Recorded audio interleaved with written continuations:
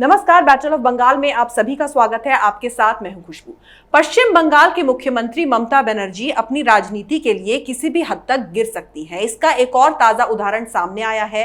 शीतलकुची में जो हिंसा हुई थी चौथे चरण की वोटिंग के दौरान, उसके बाद ममता बनर्जी का एक ऑडियो क्लिप सामने आया है जिसमें वो टीएमसी उम्मीदवार पार्थो प्रतिम रॉय से बातचीत कर रही हैं और ये कह रही हैं कि शवों के साथ रैली निकाली जाए। इसी पर बातचीत करने के लिए हमारे साथ स्टूडियो में मौजूद हैं कैपिटल टीवी के editor in chief doctor Manish Kumar. Doctor साहब, बहुत बहुत स्वागत है आपका। धन्यवाद। डॉक्टर साहब, जब ये खबर सामने आई तो ममता बनर्जी से उसके बाद से घृणा सी हो रही है।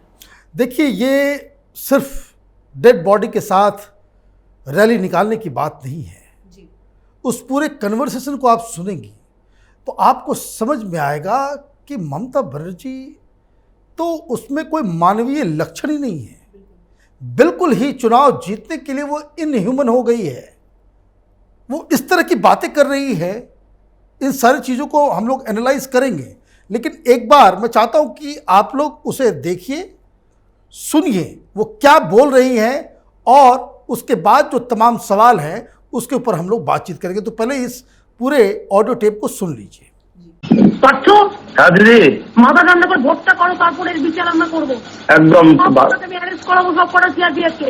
ডেড বডি গুলো এখন রেখে দাও, কালকে ডেড বডি গুলো নিয়ে র্যালি হবে। আজকে পরিবারগুলোকে বলবে কেউ ডেড বডি নেবে না। ঠিক ঠিক ঠিক সব থাকবে, এবং আজকে আগে ভোটটা করে নাও মাথা ঠান্ডা করে। একদম একদম চালাকি হচ্ছে যাতে তুমি ভোটটা না করতে পারো, ঘুরে ফিরে যাও। একদম একদম আছি ফিল্ডে, আমি পড়ে আছি। এরা কারা করেছে? সিআরপিএফ সিআরপিএফ সিআরপিএফ লোকগুলো কারা? লোকগুলো কারা? ওগুলো আমাদেরই লোক, আমাদেরই লোক। কাজ করো, পুরো এফআইআর করবে লয়ারকে দিয়ে, নিজের ইচ্ছে মতো করবে না। ওকে ওকে।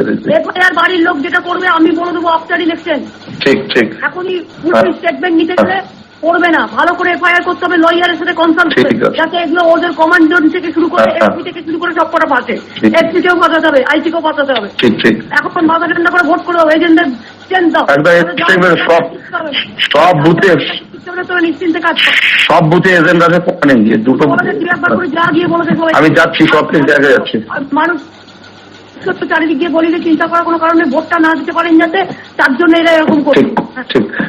ওরা এনপিআর করবে, ওরা ডিটেনশন ক্যাম্প করবে। তাই একদম একদম কোনো চিন্তা নেই। ঠিক আছে, আমি দেখে নিচ্ছি। डॉक्टर साहब, जैसा कि आपने कहा कि ममता बनर्जी जो है काफी इनह्यूमन है, ऐसा लग रहा है इन सब बातों से, और ऐसा लग रहा है कि मौत के ऊपर तो उन्हें कोई अफसोस है ही नहीं, बल्कि वो तो टीएमसी नेताओं को और ज्यादा भड़का रही हैं। देखिए, जो मैंने कहा ना कि आप जैसे जैसे जितनी बार आप सुनेंगे उतना ही ममता बनर्जी के प्रति आपकी जो भावना जो है वो और ख़राब होती चली जाएंगी। वो क्या कह रही हैं? वो कह रही हैं जैसे उनको खबर मिली कि भाई कुछ बिहार में इस तरीके से 4 लोगों की मौत हो गई है। अब वो ये कह रही हैं, जो उसका जो पहला सेंटेंस ही है वो ये कह रही हैं कि अभी हम देख लेंगे, बाद में अभी वोटिंग डालो। और वो कह रही हैं कि परिवार वालों को कह दो कि कोई डेड बॉडी लेके जाएगा नहीं, मैं कल आ रही हूं और डेड बॉडी के साथ हम लोग इसके ऊपर रैली निकालेंगे। कोई परिवार वाला पुलिस वालों से बात नहीं करेगा। अगर कोई एफआईआर करना है तो तुम एफआईआर अभी मत करना, चुनाव के बाद हम देख लेंगे सारा कुछ। वो ये भी कह रही है कि अभी जो बातचीत अगर वो करना भी है तो वकील से पूछताछ करके हम लोग ये सारा काम करेंगे।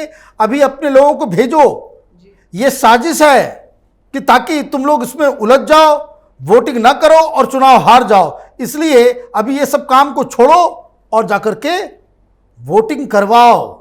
और उसके बाद वो पूछती है कि जो 4 लोग मरे हैं वो कौन हैं, तो बताया कि भाई अपने लोग हैं। फिर उसके बाद वो पूछ रही हैं कि भाई किसके द्वारा हुआ। और जैसे ही ये बोलती है तो ये बोलती है, देखिए किस किस रेंज में बोल रही है। क्या वो तो सुन भी नहीं पा रही है, वो पूरी तरह से बौखलाया हुआ जो शख्स होता है, एक तरफ से वो बोलती चली जा रही है। वो ये कह रही है कि भाई अभी ध्यान से रखना, इसको मुद्दा बनाना है, वहाँ का जो एसपी है आईजी को फंसाना है। देखिए वर्ड क्या इस्तेमाल कर रही है कि उसको फंसाएंगे, जो आईजी है, जो एसपी है, और एक एक सीआरपीएफ वाले के खिलाफ जो है हम लोग उसको एफआईआर करेंगे, सबको अरेस्ट करेंगे चुनाव के बाद। अब ये मुख्यमंत्री इस तरह की बातें करेगी? भाई कानून अपना काम करेगा। आप तो अगर जरा सा भी सेंसिटिविटी होती तो ममता बनर्जी कहती भाई ये 4 लोग 5 लोग जो मारे गए हैं उनके परिवार के पास जाओ और उनको ये कहो कि ममता बनर्जी ने संदेशा भिजवाया है कि चिंता करने की बात नहीं है, हम आपके साथ खड़े हैं, जो आपका नुकसान हुआ है हम उसकी भरपाई करेंगे। आप ये कहती कि भाई हिंसा हो गया है, शांति बनाए रखो, लोगों की मौत हो गई है तो वो पूछती कि और भी कोई घायल वायल तो नहीं हुआ है।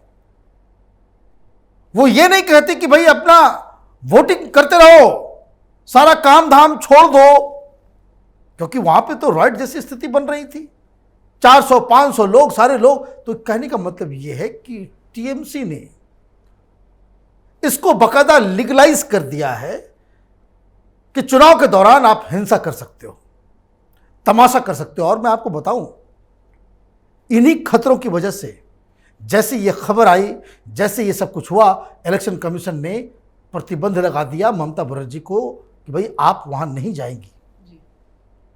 अगर वो चली गई होती, ये 4-4 मुस्लिम युवाओं की लाश को लेकर के ये रैलियां कर रही होती, क्या माहौल होता। उसके बाद दंगे भड़क गए होते बंगाल के अंदर में, उसके लिए कौन जिम्मेदार होता। और आप किससे कह रही हैं ये सब? ये आप कह रही हैं अपने ही उम्मीदवार से। तो ये बहुत ही ज्यादा एक चिंताजनक स्थिति जो है वो सामने आई है। लेकिन डॉक्टर साहब, यहाँ पर सवाल ये उठता है कि ये जो ऑडियो टेप है ये बीजेपी ने रिलीज किया है, तो ये कितना ऑथेंटिक है? देखिए, ऑथेंटिसिटी तो कल मैं सुन रहा था टीएमसी के लीडर्स के को, वो खुद कह रहे हैं कि भाई ममता बनर्जी की आवाज है। तो वो ये कह रहे हैं, वो आरोप ये लगा रहे हैं कि भाई ममता बनर्जी की फोन को टेप कौन कर रहा था, ये ऑडियो आया कहां से। ठीक है, आपने सवाल पूछा, क्योंकि टीएमसी की तरफ से ये नहीं कहा जा रहा है कि ममता बनर्जी की आवाज नहीं है, मतलब ममता बनर्जी ही इस टेप में बोल रही हैं, ये टीएमसी के लोगों ने प्रूव कर दिया। सवाल ये दूसरा उठा रहे हैं, सवाल ये पूछ रहे हैं कि ममता बनर्जी के फोन को कौन टैप कर रहा है, वो कहां से ऑडियो बीजेपी तक पहुंचा। तो अब इसको समझना है, ये कोई पहला टेप नहीं है। एक और टेप आया था नंदीग्राम में, किस तरीके से ममता बनर्जी एक बीजेपी के लीडर को ये कह रही थी कि तुम वापस टीएमसी में आ जाओ, जो वो कह रहा था कि दीदी हम तो अब इधर ही रहेंगे। तो वो टेप कहां से आया था?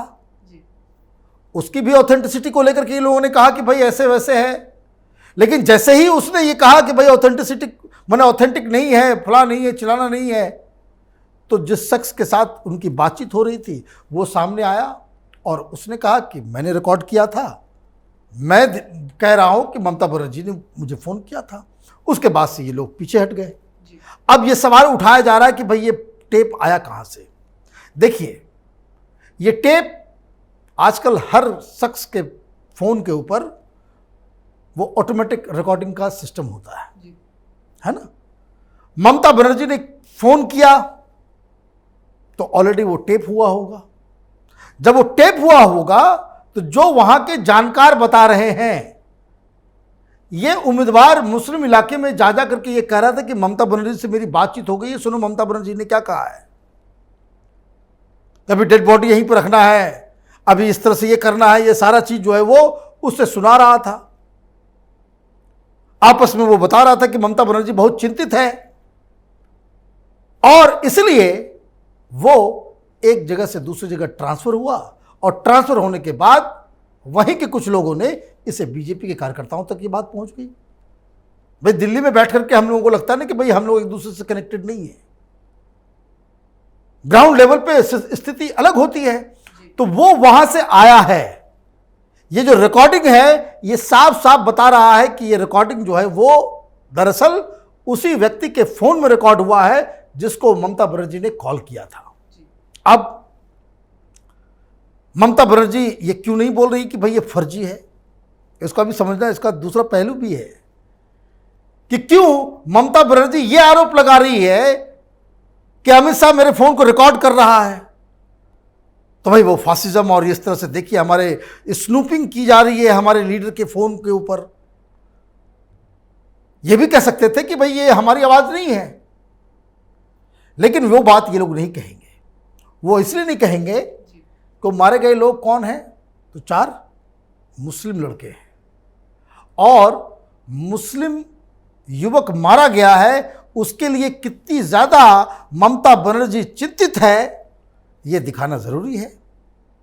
नहीं तो लोग पूछेंगे नहीं भाई 4 लोग मर गए, आपको कोई चिंता ही नहीं है। ममता बनर्जी तो पलट के फ़ोन भी नहीं की। ये फ़ोन इसलिए हुआ है कि ममता बनर्जी उनके बारे में बहुत ज़्यादा चिंतित रहती है, हर हमेशा उनका ख्याल रखती है, इसलिए ममता बनर्जी ने फ़ोन किया। और इनका ये जो उम्मीदवार है वो घूम घूम के बता रहा होगा कि देखिए ममता बनर्जी कितनी कंसर्न है, ममता बनर्जी को सब मालूम चल गया है और एक सीआरपीएफ को ममता बनर्जी कह रही है कि जेल के अंदर डालेंगे। ममता बनर्जी ये कह रही है कि एसपी को, आईजी को, ये जो कमांड ऑफिसर है, इन सारे लोगों को वो फंसाएंगी, न्याय होगा। तो ये इसकी असल कहानी है। इसलिए जो लोग जो ऑथेंटिसिटी की बात कर रहे हैं, जो ये पूछ रहे हैं कि भाई स्नूपिंग की जा रही है, तो ये वो मसला नहीं है।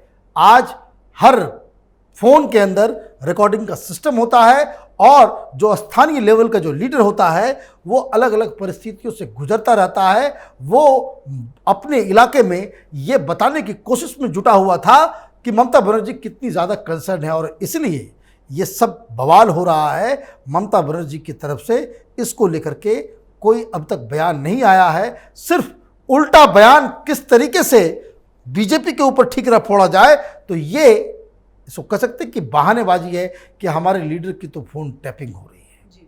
अरे भाई फ़ोन टैपिंग हो रही है तो आप जाकर के बंगाल के अंदर आप मुख्यमंत्री हैं, उसका सिस्टम तो मुख्यमंत्री ही जानता है ना। फ़ोन टैपिंग कैसे होता है, अभी देखिए राजस्थान में कैसे बवाल मचा हुआ है कि किस तरीके से मुख्यमंत्री डिप्टी सीएम के जो है फ़ोन को टैप करा रहा है, वहाँ एक अलग बवाल मचा हुआ है। तो मुख्यमंत्री से बेहतर कौन जानता है कि क्या प्रोसीजर है। तो ये बात जो है बेकार की है। दरअसल ममता बनर्जी पूरी तरीके से एक्सपोज हो चुकी है कि जनता के सामने, कि वोट के सामने, चुनाव जीतने के सामने उनकी जो मानवता है, जो मानवीय जो गुण होते हैं लोगों में, वो उन्होंने उसका त्याग कर दिया है। वो एन केन प्रकारेण लाशों के ऊपर जो है चुनाव जीतना चाहती है। This is what it is. और डॉक्टर साहब, जिस तरीके से ममता बनर्जी की लगातार चुनाव आयोग से जंग चल रही है, तो क्या इस ऑडियो क्लिप को लेकर भी चुनाव आयोग ममता पर कोई कार्रवाई कर सकता है? अब इसमें अच्छा ये दूसरा बड़ा सवाल है कि ममता बनर्जी के ऊपर जो ये सब जो अब जो आरोप लग रहे हैं, तो इसमें 2 चीजें हो रही है। एक तो बीजेपी इसी के अंदर जाकर के कंप्लेन करने वाली है कि ये है ऑडियो, और ममता बनर्जी किस तरीके से सिचुएशन को और ख़राब करना चाह रही है, दंगा भड़काना चाह रही है, उसके ये प्रमाण हैं। अब एक और डेवलपमेंट हुआ है कि कूच बिहार के अंदर ममता बनर्जी के खिलाफ इसी मसले के ऊपर कि उन्होंने भड़काया, इसलिए एफआईआर दर्ज किया गया है। अब ये एफआईआर दर्ज किया गया है, मतलब ये आप समझ लीजिए कि ये शीतल कुची के अंदर जो हुआ है, कुछ दिन पहले कूच बिहार में ममता बनर्जी ने कहा कि जहां सीआरपीएफ वाला मिलता है घेर के मारो, जो हाथ में आता है उसको घेरो। 2 दिन के बाद ये घटना घट जाती है। अब ये घटना घटती है तो वहां का जो लोकल एसपी है वो तो बंगाल पुलिस का है। उसने ये कहा कि 300-350 लोग जो है आकर के वहां पे उपद्रव मचा रहे थे, वो पोलिंग बूथ को लूटना आ रहे थे, और उसके बाद इसी प्रक्रिया में वो लोग हथियार से लैस थे और सीआरपीएफ वालों का जो सीआईएसएफ की वहां पे जो टुकड़ी थी उससे वो उसके हथियार छीन रहे थे। सेल्फ डिफेंस में गोली चली है। अब ये ऑफिशियल बयान भी आ गया। अब इसके बाद कई सारी और जो लोकल रिपोर्ट्स जो वहाँ से जो ऑब्जर्वर्स ने भेजे हैं वो साथ में गई होंगी।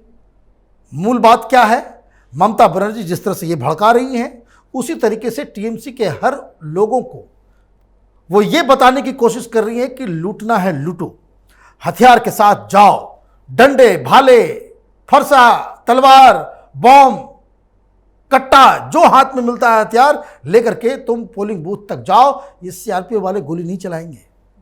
अगर गोली चलाएंगे तो वो उनके लिए हार हो जाएगी। ये बीजेपी वाले उसी के वक्त हार जाएंगे। अगर एक भी शख्स की मौत होती है, यहां 4-4 की हो गई। इसी हिम्मत पे कि ममता बनर्जी ने कहा है, टीएमसी के लोग कह रहे हैं कि ये दिखावे के लिए गोली नहीं चला सकती, तो इनकी हिम्मत ये बढ़ गई कि ये जो है कुछ भी मनमानी कर सकते हैं। और ये हादसा हो गया। अब ये आ भी गया।